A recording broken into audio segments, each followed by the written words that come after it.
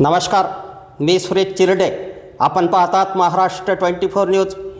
पाटील नगरमधील श्री स्वामी समर्थ केंद्र पुनश्च सुरू करा, भाविकांची मागणी. नगर परिषदेने मात्र ठोकले कुलूप. नामदार संजय राठोड यांनी 2 वर्षापूर्वी पाटील नगर येथील सामाजिक सभागृहाचा लोकार्पण सोहळा केल्यानंतर त्या ठिकाणी श्री स्वामी समर्थ केंद्र सुरू होऊन नित्यपाठ, पूजा, आरती हा क्रम चालायचा. परंतु गेल्या 15 ते 20 दिवसापासून पाटील नगरचे नागरिक व सेवेकरी यांच्यामध्ये वाद निर्माण झाल्याने नगर परिषद दिग्रसने सध्याच्या घडीला या केंद्राला कुलूप ठोकले आहे. अनेकांची मागणी अशी आहे की हे सामाजिक सभागृह आहे, त्यामुळे स्थानिकांना या ठिकाणी छोटे मोठे कार्यक्रम करण्याकरिता सभागृह मिळायला हवे. तर सेवेकरी यांचे म्हणणे आहे की 2 वर्षापासून सुरू असलेले श्री स्वामी समर्थ केंद्र सेवेकऱ्यांना मिळाले पाहिजे. तर अमित देशमुख यांनी त्यांच्यावर लावलेल्या सर्व आरोपाचे खंडन केले व सेवेकऱ्यांना श्री स्वामी समर्थ केंद्र मिळावे याकरिता नगर परिषद दिग्रसला निवेदन दिल्याचे म्हटले आहे. तसेच याबाबत पालकमंत्री नामदार संजय राठोड यांना सर्व सेवेकरी भेट देऊन श्री स्वामी समर्थ केंद्र सुरू करण्याची मागणी करणार असल्याचे अमित देशमुख यांनी यावेळी म्हटले. कांता वनदेव राठोड, आम्ही पाटील नगरमध्ये राहतो. आमच्या पाठीशी स्वामी आहे. स्वामीचं फोटो त्याचं आरती होऊ नाही देऊन राहिले. त्या दिवशी हळदी कुकू नाही होता तरी ते ना हळदी कुकू आहे म्हणून देंगे केले इथे येऊन आमच्या घरासमोर. आम्हाला स्वामीचं केंद्रच पाहिजे, आम्हाला स्वामीचं केंद्र गेलंच नाही पाहिजे, तेवढंच आमचं मागणी आहे. श्री स्वामी समर्थ. मी इथली रहिवाशी आहे, दामिनी आडे, पाटीनगरात राहते. माझं म्हणणं आहे की स्वामीचंच केंद्र राहिलं पाहिजे. 2 वर्षापूर्वी आम्ही सेवा करत आहोत इथे. हो, नित्य सेवा. आम्हाला सेवाच पाहिजे, स्वामीच पाहिजे. माझे नाव योगिता राठोड आहे. मी बालाजी पार्क येथील रहिवासी आहे. पण इथे 2 वर्षापूर्वी 2 वर्ष झाले केंद्र चालू आहे. तर जेव्हा हे केंद्र स्थापना झाली तेव्हा कोणालाच दखल नव्हती इथल्या बाबतीत, केंद्राबाबतीत, स्वामीच्या आरतीबद्दल सगळं. आणि आताच का सगळ्यांना त्रास होत आहे. आम्हाला फक्त काहीच नको आहे, फक्त आम्हाला ना स्वामी समर्थाचं केंद्र इथेच पाहिजे. बस आम्हाला सेवाच पाहिजे, दुसरं काहीच नाही पाहिजे. मी मनीषा अजय महामुनी, मी बालाजी पार्क इथे रहिवासी आहे. इथं जेव्हा केंद्र स्थापन करायचं होतं त्यावेळेस सर्व महिलांच्या सह्या वगैरे सगळं घेतल्या होत्या. स्थापनेपासून ते उद्घाटनापर्यंत आम्ही त्यांच्यासोबत होतो. आणि संजय भाऊ राठोड हे उद्घाटनासाठी सुद्धा इथं आलेले होते. त्यावेळेस 2 वर्षापासून हे कार्यक्रम नित्यनं सेवा चालू आहे इथं. आणि आम्ही म्हणजे आठवड्याचे 1 दिवस आमची आरतीसुद्धा होती. रविवारच्या रविवारी मी तिथे महाराजांसाठी नैवेद्य, आरती सर्व काही करत होतो. आम्ही नियमशीर चालू होतं सर्व काही. आणि इथं म्हणजे गुरुचरित्राचे असे पारायणसुद्धा झालेत. आम्ही स्वामी चरित्राचे पारायणही केलेत. मी संगीता चव्हाण बोलत आहे. आम्ही जेव्हा सुरुवातीला स्टार्ट केला, आम्ही सहकार्य सर्व केलं आहे. त्यांचा प्रॉब्लेम काय होता काय नाही नेमकं काहीच माहीत नव्हतं, कारण ते एकटेच चालवत होते. ते जेव्हा आम्हाला काय कार्यक्रमासाठी सांगायचे तेव्हा फक्त आम्हाला इन्व्हाइट करून ते फक्त कार्य करून घ्यायचे. काय चालू आहे, कसं चालू आहे, काहीच त्यांनी सांगितलं नाही आहे. जेव्हा फक्त पारायण वगैरे असायचं तेव्हा आम्हाला फक्त ते निरोप द्यायचा की ह्या ठिकाणी पारायण आहे. त्यानंतर काय झालं काय नाही माहीत नाही. स्वामींचे फोटो आणि पादुका त्यांनी त्यांच्या घरी घेऊन गेले. त्यांनी आम्हाला कोणालाच कल्पना नाही दिली. आणि स्वामींना त्यांच्या घरी, स्वामी त्यांच्या एकट्यांचेच नाही आहे ना, आम्ही जवळपास 150 ते 200 महिला आहोत. त्या कार्यकर्त्या स्वामीच्या केंद्रामध्ये आरती करतो, स्वामी चरित्र वाचतो, सर्व करतो. मग त्यांनी आम्हाला कोणतीही कल्पना न देता कसं का स्वामींना घेऊन गेले घरी. त्यानंतर बी सरांनी आम्हाला मदत करून सरांनी तिथं स्थापना केली. मग त्यानंतर असं पाटील नगरांनी का विरोध केला. स्वामी फक्त पाटील नगराच्या एरियातलाच आहे का. आता प्रत्येक ठिकाणी आहेत, मंदिर आहेत, सर्व आहेत. फक्त एकच एरिया वाईजच मंदिर आणि हे असतात का. एरियावाले म्हणतात की ह्या दुसऱ्या एरियातले कोणते चालणार नाही आहे.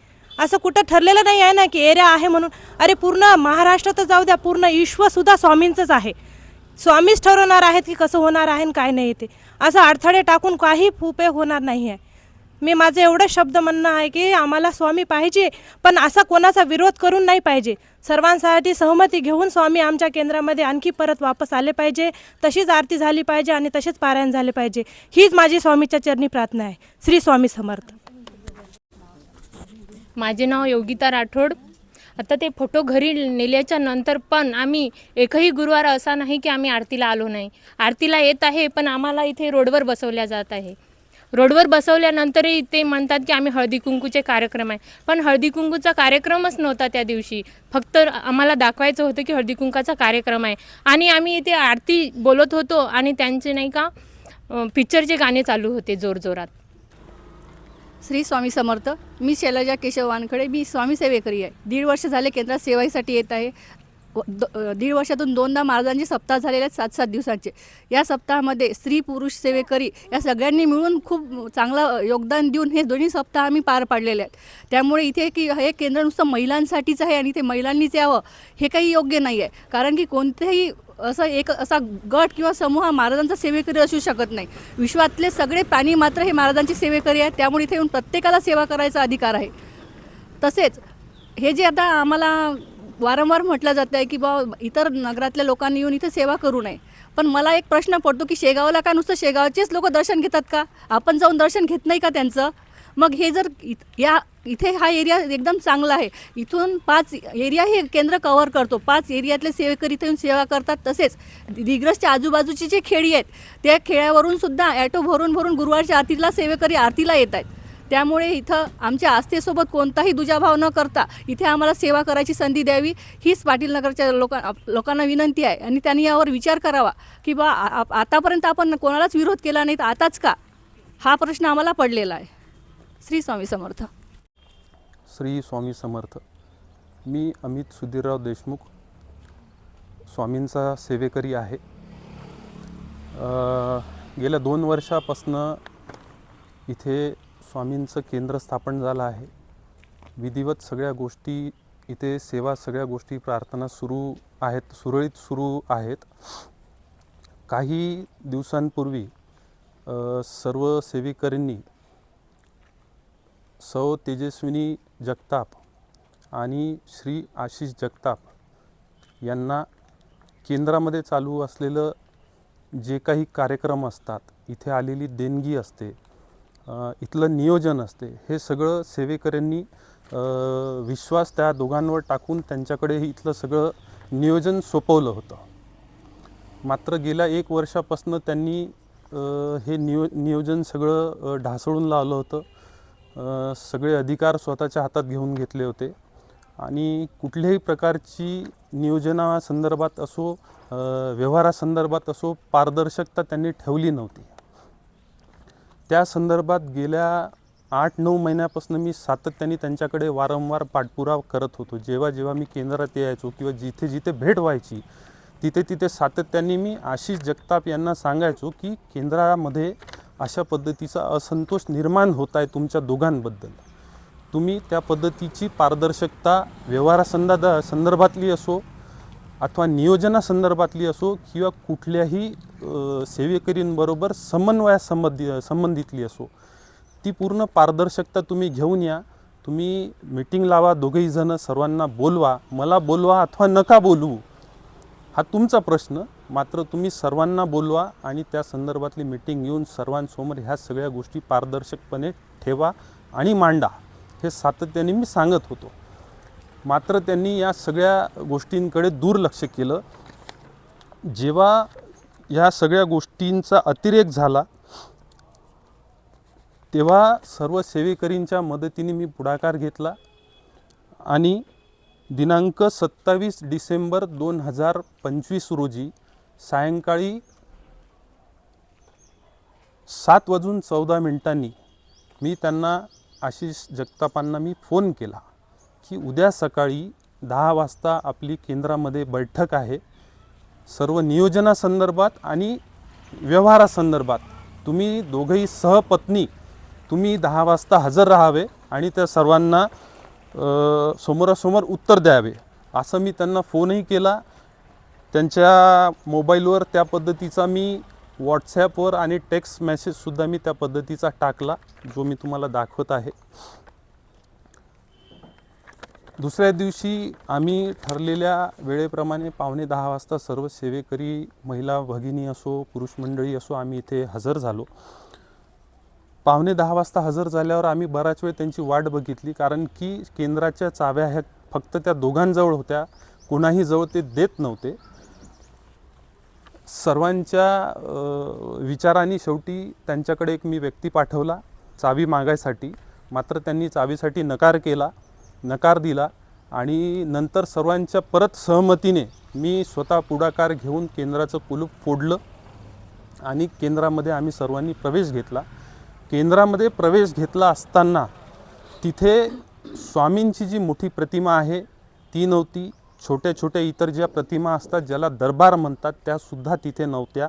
याच्या व्यतिरिक्त वीणा असो, महाराजांची पादुका असो, चांदीच्या 3 पादुका ज्या सेवेकरींनी स्वामीचरणी दान म्हणून दिल्या होत्या. याच्या व्यतिरिक्त आणखी एका स्वामी सेवेकरींनी चांदीचा वेढा जो होता तो सुद्धा त्या महाराजांच्या स्वामींच्या पेटीमध्ये होता, ते सुद्धा ते घेऊन गेलेत. छोटे छोटे जे फोटो ज्याला दरबार म्हणतात ते फोटोसुद्धा ते घेऊन गेले. तर मी पुढाकार घेतल्यामुळे अनेक प्रकारचे त्यांनी माझ्यावर आरोप लावले. आता आरोपाला उत्तर देणं ही आपली संस्कृती नाही आहे, पण कोणीतरी चुकीचं जर आरोप करत असेल तर त्याचं खंडन आपण करायला पाहिजे या मी मताचा आहे. बरं, हा झालेला प्रकार तुम्ही संजय राठोड यांच्या कानावर टाकला का? कारण तुम्ही म्हणत आहेत की इथं सेवा केंद्र सुरू होण्याच्या आधी त्यांच्याशी बोलणं झालं होतं किंवा त्यांनी त्याची परमिशन दिली होती. तर हे आत्ता जो प्रकरण सुरू आहे याबद्दल तुम्ही त्यांची काही प्रतिक्रिया घेतली आहे? या संदर्भात त्यांना माहिती मिळालेली आहे, मात्र माननीय संजय भाऊ राठोड यांच्यावर माननीय एकनाथरावजी शिंदे साहेबांनी संपूर्ण महाराष्ट्रातली जी काही महानगरपालिकांची रणधुमाळी सुरू होती त्या संदर्भातली जबाबदारी, अनेक त्या पद्धतीच्या जबाबदाऱ्या त्यांच्यावर टाकल्या होत्या. त्या जबाबदाऱ्यांमध्ये, त्या रणधुमाळींमध्ये ते सातत्याने व्यस्त होते, त्याच्यामुळे आम्ही त्यांच्यापर्यंत पोहोचू नाही शकलो. मात्र आता ती रणधुमाळी थांबलेली आहे. आता लवकरात लवकर आम्ही त्यांच्यापर्यंत पोहोचू आणि ह्या सगळ्या गोष्टी त्यांच्यापुढे आमच्या व्यथा मांडू. आणि हा जो लोकार्पण सोहळा जे आहे, लोकार्पण सोहळ्याचं वेगळं बॅनर आहे, बोर्ड आहे आणि श्री स्वामी समर्थ सेवा केंद्र हे असे वेगळे वेगळे फलक आहे. जे मेन फलक आहे ज्यावेळेस संजय भाऊ राठोड यांनी उद्घाटन केलं त्यावेळेस तुम्ही काय नाही म्हटलं की हे श्री स्वामी समर्थ सेवा केंद्र म्हणून टाका तिथे? म्हणजे सामाजिक सभागृह असल्यामुळं लोकार्पण हे बरोबर आहे, तुमचा मुद्दा चुकीचा नाही आहे. लोकार्पण झाल्यावर त्या पद्धतीच्या आम्ही भाऊंबरोबर चर्चा केलेली आहे. भाऊंनी सांगितलं की त्या पद्धतीने तुम्ही आता केंद्राची सेवा नित्य पद्धतीने तुम्ही सुरू करा. आणि त्यामुळे आपण केंद्रातली स्वामी समर्थ सेवा केंद्र जे तुमचं चालू झालं 1.5-2 वर्षापूर्वी, हो आणि या एरियातल्या लोकांना ते स्वामी समर्थ केंद्र तर आहे, ठीक आहे, हो, पण असं सामाजिक काम करण्याकरिता ते देण्यात येत होतं का? नाही त्या पद्धतीने कोणीही मागणी करायला आलं नाही, कधीच आलेलं नाही आणि कोणाच जवळ आलेलं नाही आहे.